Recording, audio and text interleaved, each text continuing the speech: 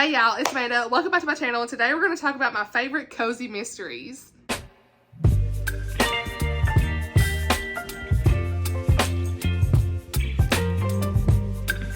Alright y'all, so y'all know that cozy mysteries have taken the book community by storm over the last year, maybe 2 years, I don't know, but for me it looks like it's been the last year. Specifically, people that normally don't read mysteries have started reading cozy mysteries, and I'm loving it. And that's me, so that's how I kind of got my feet wet reading cozy mysteries, okay? That's kind of how I got my feet wet in reading mysteries, by starting with the cozy mysteries, because I want good, clean reads. I don't want something that's going to be very violent, gory, or anything like that. And a cozy mystery is just, there's no real detail usually with the murder. Some of them may not even have murders. They may just be true, like, mysteries of trying to figure out something that's missing, or, you know, I've got some that don't have any death in it at all, actually. The murders that do happen usually are completely off page. There's normally not any details. That's what I love. We usually have a sleuth. A side romance can happen at times, particularly with the detective or the police officer or whoever they're working with, right? There's usually a female lead in these, and they're just a really great time. So let's talk about my favorite ones, okay?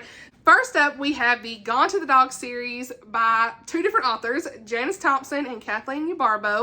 I don't know if I'm saying her name right, but I love both of these ladies. They are wonderful. Love their books. I want to read more of their books outside of this, but these are the only ones I've read so far. And these series are just a good time. There's currently 5 books out, with a 6th to come in October. And I have the 5th book on my TBR shelf because I've not read it yet. But these first 4 I have read and really thoroughly enjoyed, okay? So the first one is Off the Chain, and that's by Janice Thompson. The second one is The Bark of Zorro by Kathleen. And then we have, again, Janice Thompson, that is Barking Up the Wrong Tree. And then we have Dog Days of Summer, Kathleen. So they alternate, right? And so book 5 is Janice, book 6 is Kathleen. I've given each one of these 4 stars. They're clean, they have Christian characters, they have veterinarians, dogs, rescue facility, Southern hospitality. It's set in Brenham, Texas. No deaths, like I said. Missing animals, vandalism sometimes, and just cute wit and humor. And so I really enjoy these. Every time I pick one up, they're just like home to me. I know I'm going to have a really good time with these. So I can't wait to read the next one, but they're just, the covers are adorable. The dogs are precious. I'm a sucker for dogs. So yeah. Second one on my list is Apple Cider Slang by Julie Ann Lindsay. So I read the first 2 in this series. I need to read book 3. There are 3 books in this series, and these are a really great time. I love these so much. It's clean. I gave this one 5 stars. It has the perfect Christmas and fall vibes. I mean, look at this cover, y'all. I mean, you see the cat, the sleigh. I mean, look at this. I mean, Apple Orchard Farm. Hello. Yes, there's a little bit of a romance in this. Southern charm. A grandma, we love it. It's all about Winnie, and she is helping her grandma at the Smith Orchard Farms in Blossom Valley, Virginia, and Granny's enemy ends up dead in the apple press on their farm there. Winnie is just trying to clear her granny's name, and that's pretty much all we need to know. It's just a really great story. Love the family aspect of this. Highly recommend. It's so cute for fall and Christmas. I love it. And now we have Beaches, Bungalows, and Burglaries. I've read the first 2 in this series, and I want to continue on. I do own, I think, the first 4 physically, but there's like 30 something books, I want to say now. Maybe 20 something, at least 20 something. But this is has a really nice southern setting in Normal, Kentucky. Mae West is our main character. She recently divorced from Paul, and there was a Ponzi scheme. They thought she was involved. She wasn't. So yeah, she was able to escape that, but she inherits his RV campground that she didn't even want. It's all run down, needs fixed up, and they call it Happy Trails Campground, and she's just not happy there at all. But when she gets there, everybody's like mad at her because they mad at her ex-husband because he pretty much screwed everybody out of money. So yeah, it's not good. And so things get really crazy when her ex-husband Paul ends up dead. And they're like, well, how many people wanted him dead at this point? So yeah, but she ends up being a suspect, trying to clear her name. She really grows there. You know, first she's like, I just need to get out of here. And then, the place is kind of opening up to her by the end of the book, and I really like that. And, there's a bit of a love triangle going on in these. I got this one 4 stars, I want to say, and I can't remember the second one. I think I gave it 4 stars or 3.5. I think 3.5 for the second one. I do want to continue on. These are great on audio, very short audio books.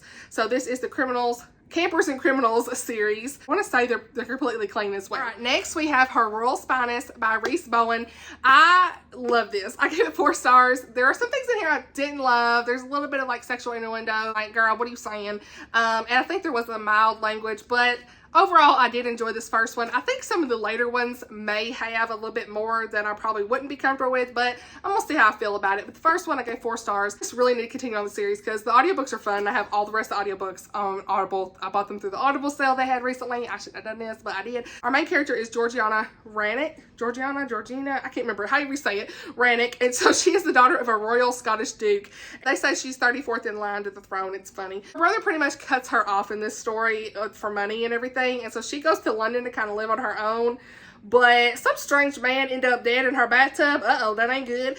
And yeah, she's the #1 suspect. So her brother, Binky, is also a suspect. Where he at? What you doing, Binky? Like, what are you doing? Yeah, so Georgie and her friend, Belinda, they kind of sleuth around.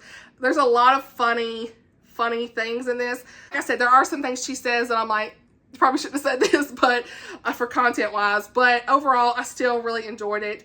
It's for the most part clean, okay, with the exception of some of those sexual innuendos that Belinda's always talking about. But mild language, whimsical, humorous, all the things, a good time.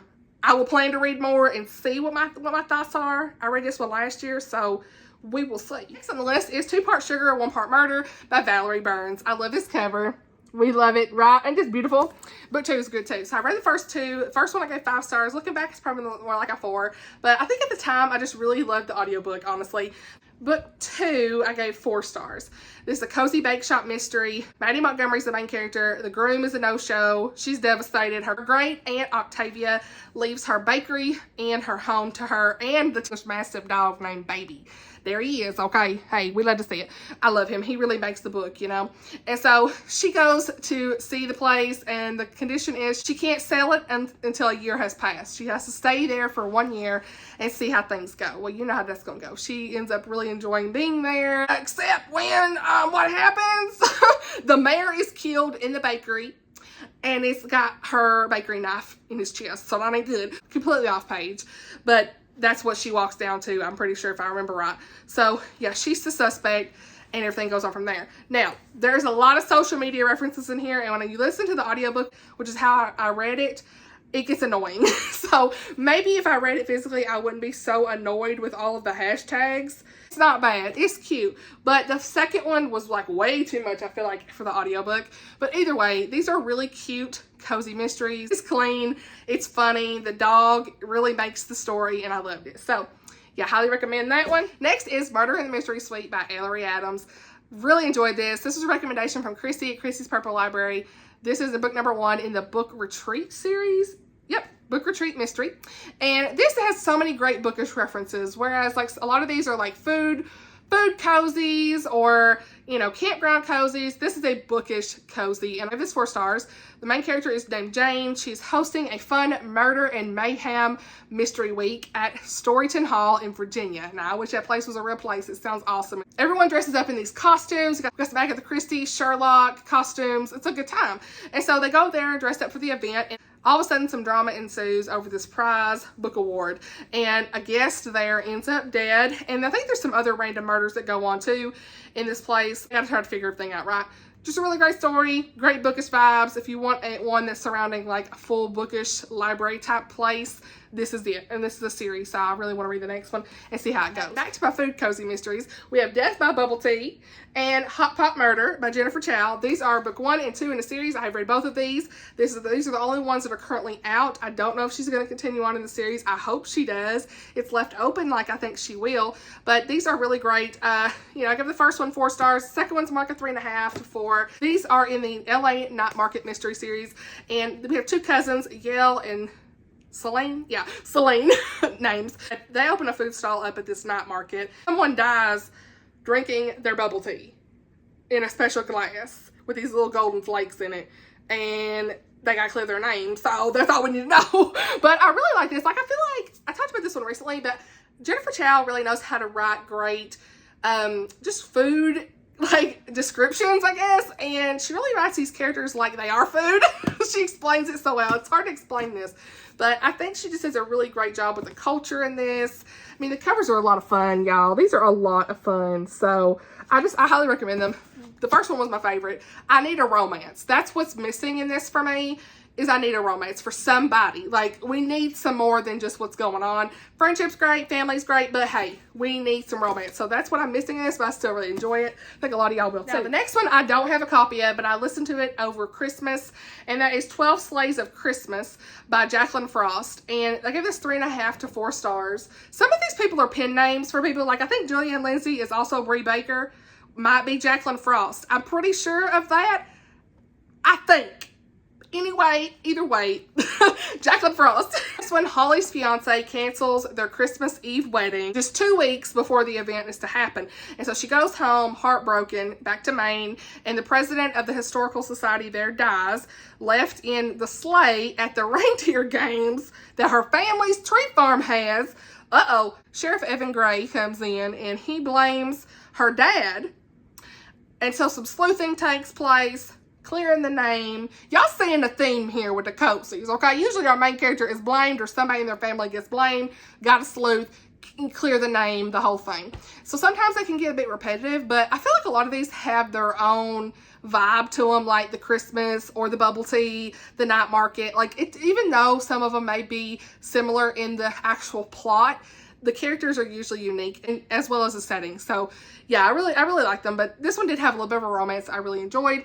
Great Christmas vibes. I want to read book 2 probably this Christmas. I might pick the second one up on audio. Next on the list is The Cracked Spine by Paige Shelton. I gave this 4 to 4.5 stars. Really good Amanda book because it had the Scottish vibes. I was here for it, the dialect, the descriptions, all the good things. If this American named Delaney, she goes to Scotland to answer this ad to be working the Scottish bookshop, and it's called The Cracked Spine. And I really enjoyed it. Edwin hires her. He's an older man, and he hires her, but his sister ends up getting killed, and so we're trying to figure out what's going on with his sister. Just as soon as Delaney gets there, chaos ensues here pretty much, and there's all this stuff surrounding this mysterious folio Shakespeare play that's missing, so you kind of suspect something has to do with it.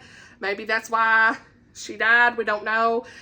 So yeah, there's a really great family vibe in this. It is clean, and the reason this wasn't quite a 5-star is I wish we had a little bit more of her in the bookshop, maybe a romance. We ain't saying that yet. There's a little bit of like hints here and there, but yeah, I really like a romance in my cozy mysteries, but it's okay if it's not. This has a really great family aspect that I liked, and it was nice to see this girl just like pick up and go over to Scotland, which is a little unrealistic, but it was still cool to see her just like pack up and go with nothing left behind and start anew over there, and that was cool. So yeah, I really like this one. Speaking of Scottish mysteries, An American in Scotland by Lucy Connelly, whatever her name was, that I talked about in my recent wrap-up, that's a really good one too.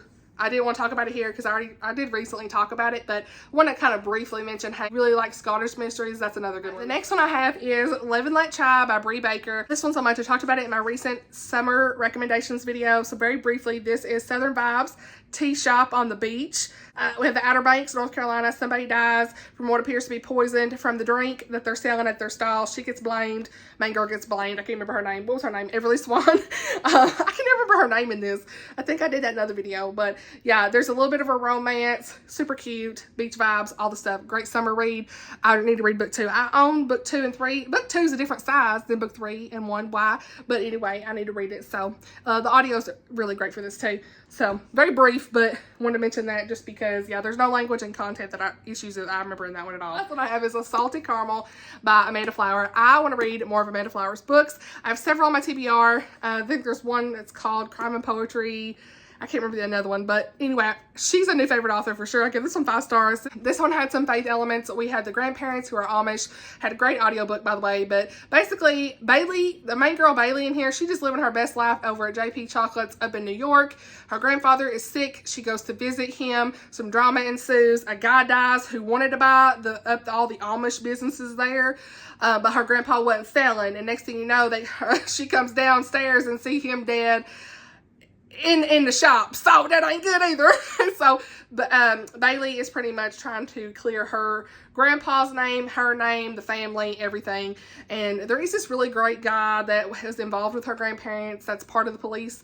I think he was part of the police. I can't remember exactly what part, if he was just a detective or if he was a part of the police force, but either way, it was nice to see how he was intertwined with her family. We had some really great family elements here. It was just very cozy in that regard, and just made you feel warm. Like it was a warm hug because we had a little bit of faith, mentions of God in here a few times. Is clean, and I love seeing like that small town vibe in this too, because I'm from a small town. It just put me in the mind of my mama and papa. Love that so much. So yeah, love this one. Definitely going to continue on in this series too. So that's it. I finally filmed this video. What you know? Let me know your favorite cozy mysteries. Are you new to the cozy mystery genre? Are you interested in getting into it? Are any of these interesting to you? Let me know. Any that you want to read or have read. Your thoughts. Let's chat in the comments down below as usual. Thank you all for watching, and I'll see you all in my next video. Bye y'all.